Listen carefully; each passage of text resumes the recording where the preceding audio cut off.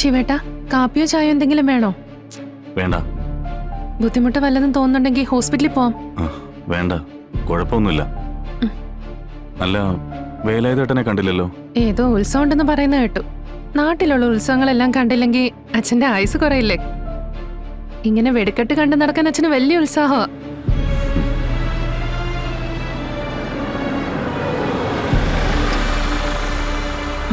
ആരോ വന്നിട്ടുണ്ടല്ലോ.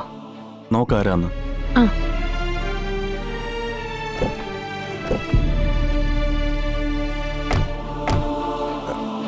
വരൂ സാർ. ശാലിനി ചേച്ചിയുടെ കാറാണല്ലോ. ഡോക്ടറാ, സതീഷ് ഡോക്ടർ. ആ. ശിവൻ ഇതാ അകത്തുണ്ട്, കിടക്കുക. ഡോക്ടർ വരൂ.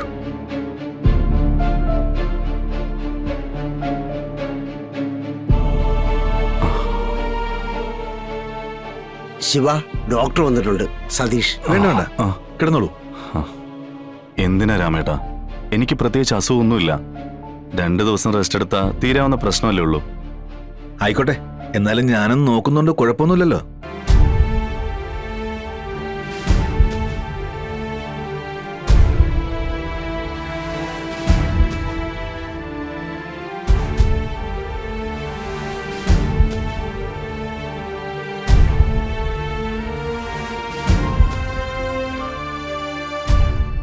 ഹാർട്ടിന് സർജറി കഴിഞ്ഞിട്ടുണ്ടല്ലേ?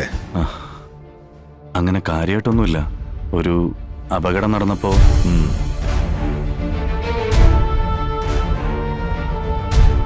പോലീസുകാർ ശരിക്കും അവരുടെ മർക്കടമുഷ്ടി കാണിച്ചു അല്ലേ? ഓവ്. ഇവന്മാർക്കെതിരെ കർശനമായ നിയമ നടപടികൾ സ്വീകരിക്കുക വേണ്ടത്. ജനങ്ങളെ സേവിക്കാനാ പോലീസ്, അല്ലാതെ തല്ലിച്ചതക്കാനല്ല. നോക്കി വെച്ചിട്ടുണ്ട് ഞാൻ. ഒത്ത് കിട്ടും. അതിനുള്ള ആരോഗ്യം ഉണ്ടാവണ്ടേ? മർമ്മം നോക്കിയ പല പോലീസുകാരും പണിയുന്നത്. ഞാൻ തന്നെ എത്രയോ കേസുകൾ അറ്റൻഡ് ചെയ്തിട്ടുണ്ടെന്നോ. അവരോടൊക്കെ ഞാൻ കേസിന് പോകാനാ പറഞ്ഞിരിക്കുന്നത്.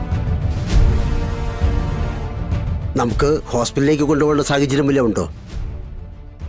ആന്തരികാവയവങ്ങൾക്ക് ക്ഷതം സംഭവിച്ചിട്ടുണ്ടാവാം. ഹോസ്പിറ്റലിൽ വന്ന് 1-2 ടെസ്റ്റുകൾ നടത്തിയാലേ തുടർന്നുള്ള ട്രീറ്റ്മെന്റുകൾ നടത്താൻ പറ്റൂ. എന്തായാലും തൽക്കാലത്തേക്ക് ഞാൻ മരുന്ന് തരാം.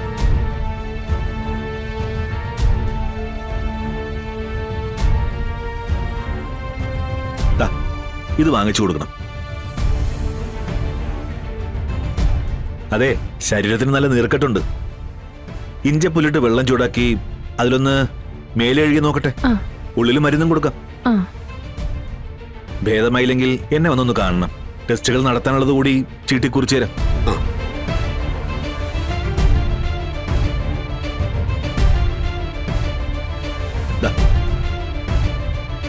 നല്ല റെസ്റ്റ് വേണം, കേട്ടല്ലോ.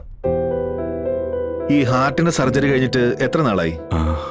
അത് കുറച്ച് മാസങ്ങളായി. മെഡിസിൻസ് ഇപ്പോഴും ഉണ്ടോ? ഞാൻ പറഞ്ഞില്ല ഡോക്ടർ, അങ്ങനെ കാര്യമായിട്ടൊന്നും. എന്നാ പിന്നെ പോവാം. പോ ഡോക്ടർ. Take care. ശരി.